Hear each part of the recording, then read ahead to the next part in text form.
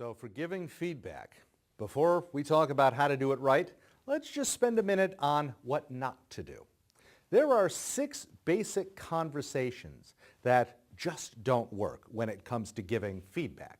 Number 1, this one's probably pretty obvious, attacking.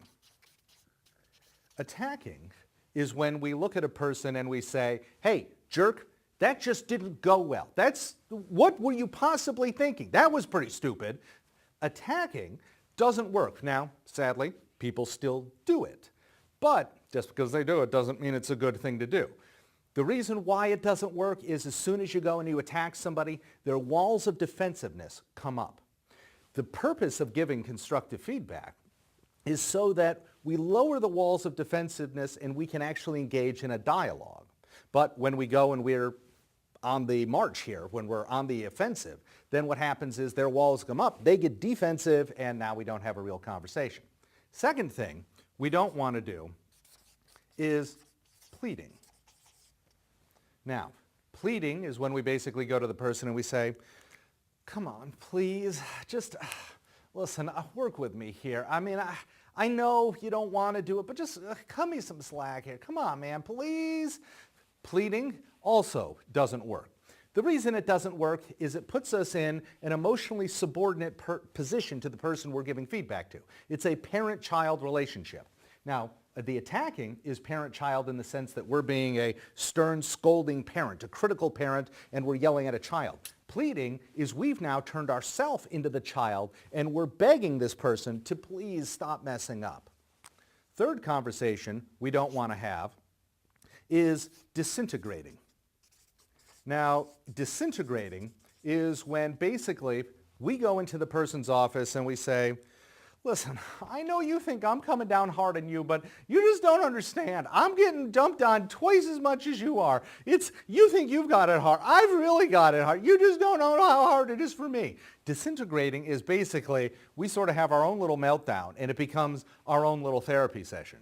When we're giving feedback, it's not an opportunity for us to do therapy on ourselves. This is not a time for us to unburden ourselves with everything that's gone wrong in our lives. It's a time for us to help the person we're talking to improve their performance. So we don't want to do that either.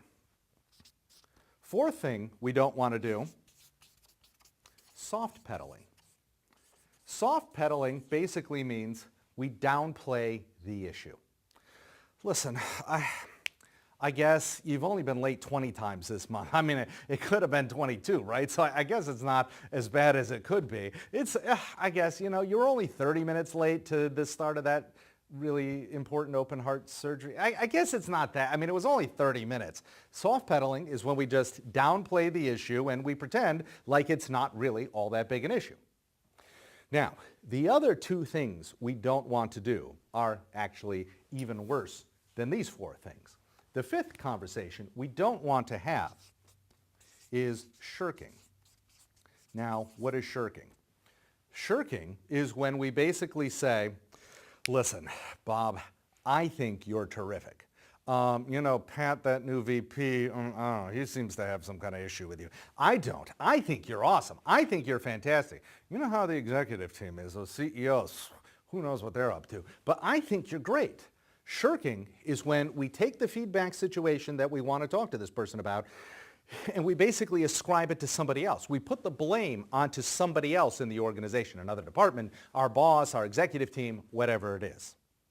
And not only is this bad, not only does it not actually work and not actually get the person to change their behavior, but it tends to destroy the cohesiveness of management. It tends to create blame throughout the whole organization.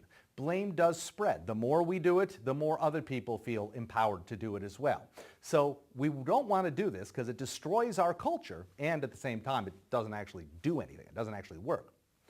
The final conversation we don't want to have is actually the most dangerous of them all. The reason this thing is the most dangerous, the compliment sandwich. What's a compliment sandwich? Well, it's sadly something that was actually taught as a management technique in the late 80s. The idea is that you want to sandwich your tough criticism in between layers of nice positive feedback to the person. So, Bob, listen, you're so smart. You're so talented. You're the smartest programmer in our department, right? You're kind of a jerk when you're working on the teams, and the other people in the department don't really like you that much. But you're just so smart and so talented. I mean, boy, the brain power you've got here is just amazing. A compliment sandwich is problematic on multiple levels. Number one, if I'm Bob and I'm hearing this feedback, what I just heard was, I'm great, I'm wonderful. I'm great, I'm wonderful. I heard a compliment, then I heard Charlie Brown's teacher, and then I heard another compliment. The reason it doesn't work is the messages are completely incongruous. That's number one. That means I'm going positive. Oh, this is great, I'm wonderful, I'm smart. Some blah, blah, blah, blah stuff in the middle, and then I'm great, I'm wonderful, I'm smart. We try and sneak in that one negative message, and the person doesn't get it because it's all covered up with the positive stuff. Second, if you were given the choice of 3 speaking spots to speak to your board of directors, to pitch them on your new project, and you could speak first, second, or third, nobody in their right mind would take the second spot. You'd either want to go first and set the stage, or you'd want to go last and close it out.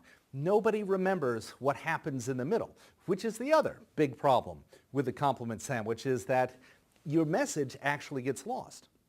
Now, the issue is that people will do a compliment sandwich not because it's better for the person on the receiving end of it, but because it's better for them. It's easier for them to deliver because they can now walk out of the room and say, you know what, I gave them the feedback, but you may as well have walked past their office and whispered it.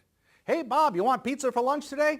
Everybody hates you and thinks you're a jerk. Hey, you like pepperoni? Let's get pepperoni. You may as well have done that because that's about how effective the compliment sandwich actually is. Nobody hears the stuff that's in the middle. So these conversations don't work. They either get people's guard up, they make them defensive, they put us in a parent-child kind of relationship, or they throw our colleagues under the bus and they simply don't hear our core message. So when we give feedback, do what you can to stay away from these 6 conversations. And even if all you did was eliminate this, you'd find yourself in more effective dialogues.